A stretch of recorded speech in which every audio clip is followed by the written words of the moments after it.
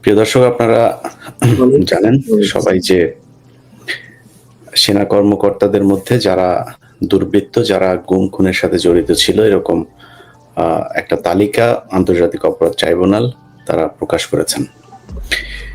এবং সেটার প্রেক্ষিতে নানান নাটকীয়তার পরে আপনারা দেখেছেন দুদিন আগে সেনাবাহিনী আইএসপিআর এর মাধ্যমে তাদের সংবাদ বিজ্ঞপ্তিতে সংবাদ সম্মেলন করেই জানিয়েছেন যে তাদেরকে সেনা হেফাজতে নেওয়া হয়েছে। এর মধ্যে 15 জন আছেন, বাকিদের পাওয়া যায়নি। 15 জন এসেছেন এবং মেজর জেনারেল কবিরকে নিয়ে নানান নাটকীয়তা এর মধ্যে আপনারা শুনেছেন। তিনি দামাবিল হয়ে পালিয়ে গিয়েছেন, এমনটাও শোনা গিয়েছে। অনেকে বলেছেন তিনি এখনো যেতে পারেন নাই। কিন্তু যেতে পারুক আর না পারুক, সেনাবাহিনীর এই অফিসার সে যদি পালিয়ে যায় বা পালিয়ে থাকে দেশের ভেতরে, সেটার দায়ও সেনাবাহিনীর।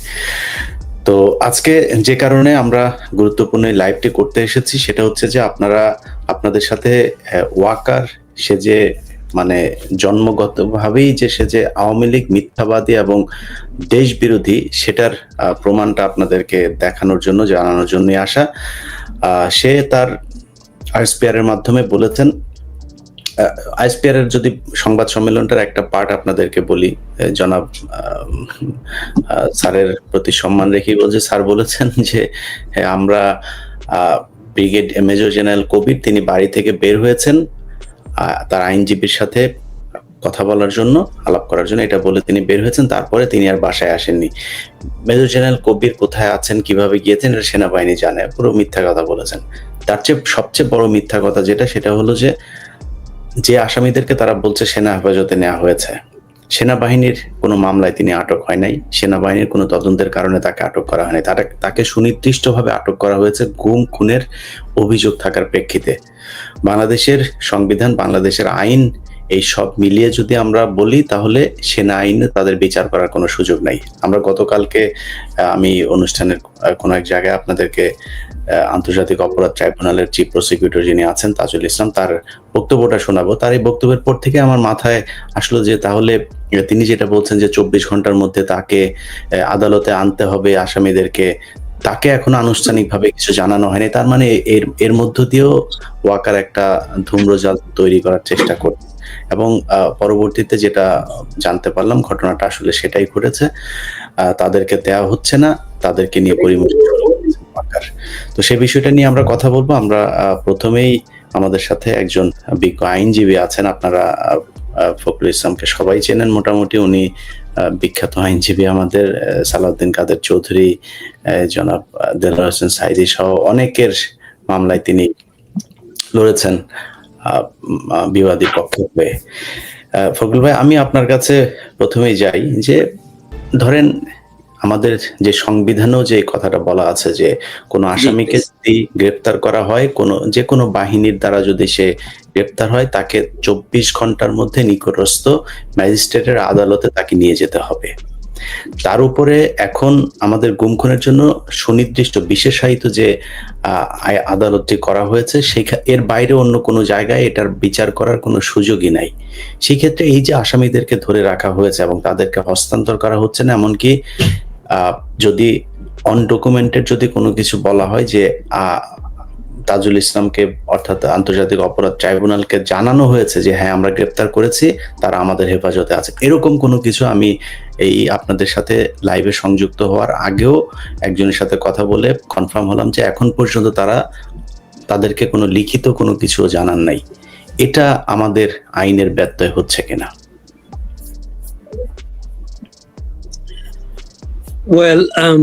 আমাদের সিআরপিসি এবং সংবিধানের বিধান অনুসারে কাউকে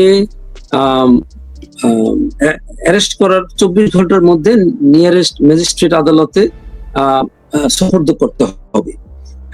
এখন আমিও খুব সতর্কতার সঙ্গে লক্ষ্য করছি যে ক্যান্টনমেন্ট থেকে কি কি জাতীয় বক্তব্য প্রদান করা হচ্ছে। তবে তারা বলছেন যে তারা 15 জন সেনা অফিসারকে তাদের হেফাজতে নিয়েছেন, কিন্তু অন্যদিকে এদেরকে 22 তারিখে এই আদালতে হাজির করার জন্য যে নির্দেশ দেওয়া হয়েছে, তো আমরা যদি ধরেও নিই সেনা হেফাজত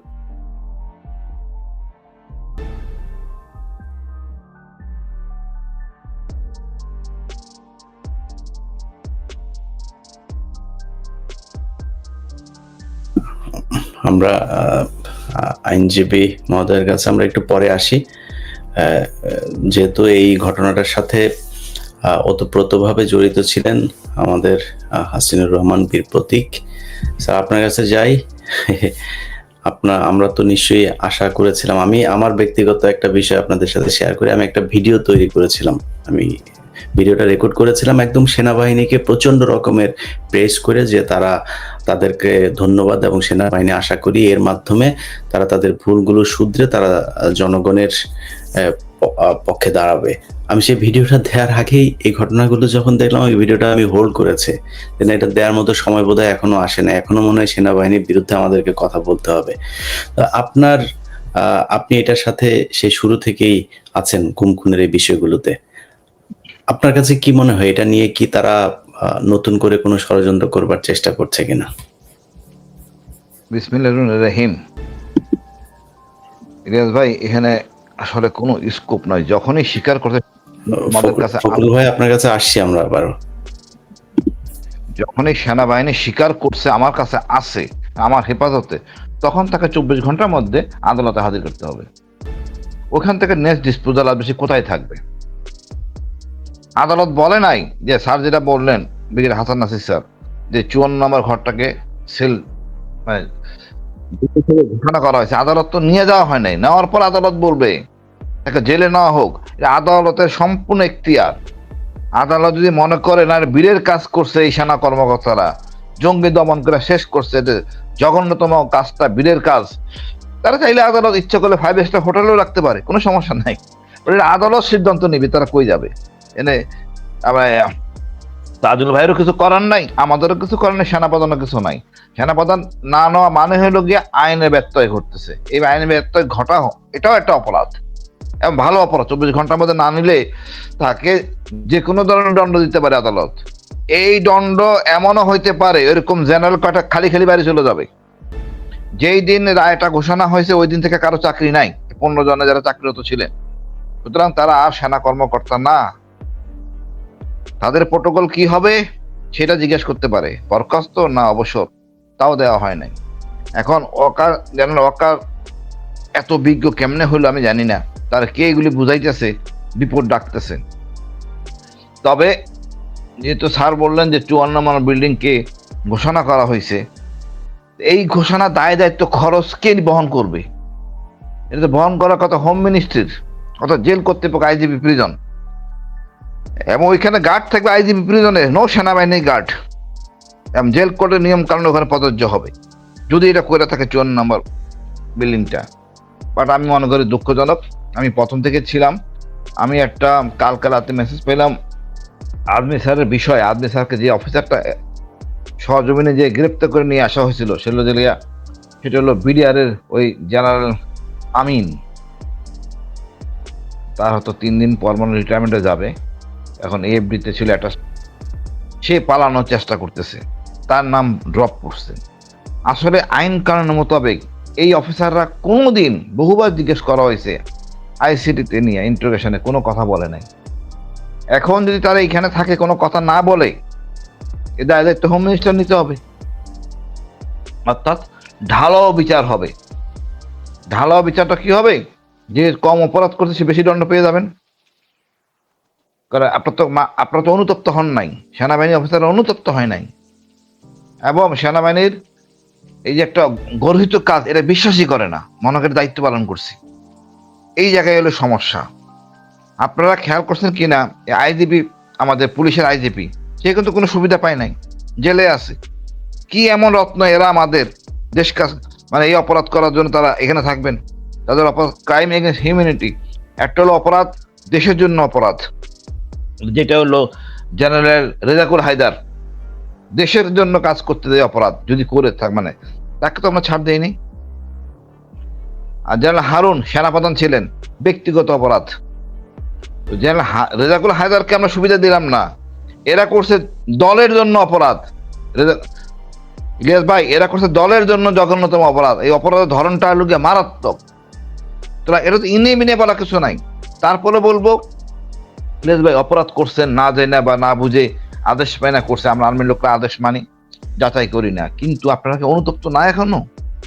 এত কিছুর পরও কি আপনার অনুতপ্ত না?